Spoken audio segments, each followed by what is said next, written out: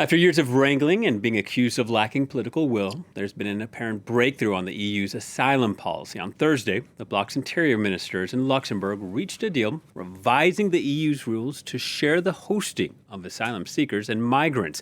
But it remains contentious. Poland and Hungary voted against it, while Bulgaria, Malta, Lithuania, and Slovakia abstained. Still, the deal got the needed approval from a majority of countries representing at least 65% of the bloc's population.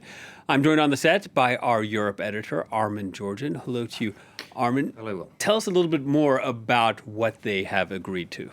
Well, first of all, certain categories of asylum seekers would be processed at EU borders. So on arrival, in theory, then some of them would be sent away immediately if they're considered to have no chance of being eligible to file an asylum application. But sent away to where? That's also a crucial question.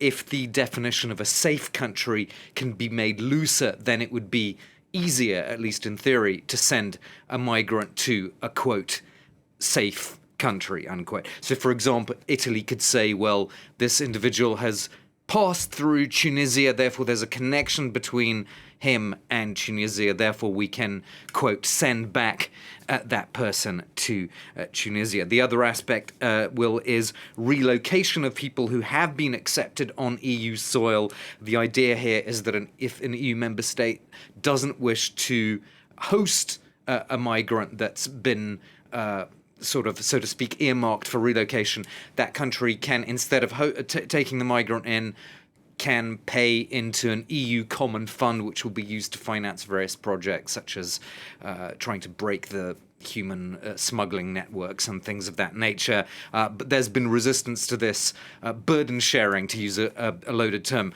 idea in the past, and there's no reason why the same idea isn't going to run into resistance going forward. And this isn't a completely done deal as well. Now, you saw at the top of our news bulletin, we're speaking to our reporter in Annecy, Karis Garland, who said the knife attack in Annecy reigniting debate about migration and immigration here in France. Would this new deal have affected the suspects' presence here on French soil? Well, let's try and break this down. I mean, the French Interior Ministry has confirmed that the Annecy attacker entered France legally because he had previously been granted asylum in Sweden, which did give him the right to travel across the Schengen free travel area, which includes France. What he wasn't supposed to do was to file a second asylum application in France.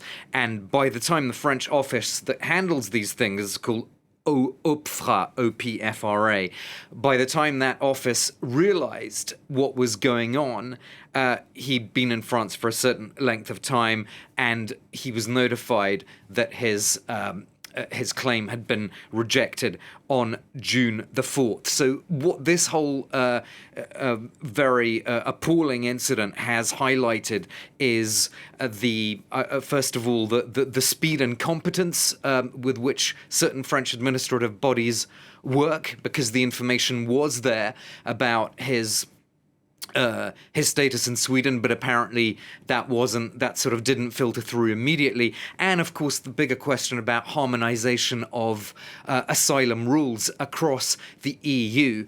That's a slightly different focus, though, from the deal that was reached by EU Home Affairs ministers in Luxembourg that I was talking to you about before, Will. All right, Armen, thank you very much. Armen Georgian, French 24's Europe editor.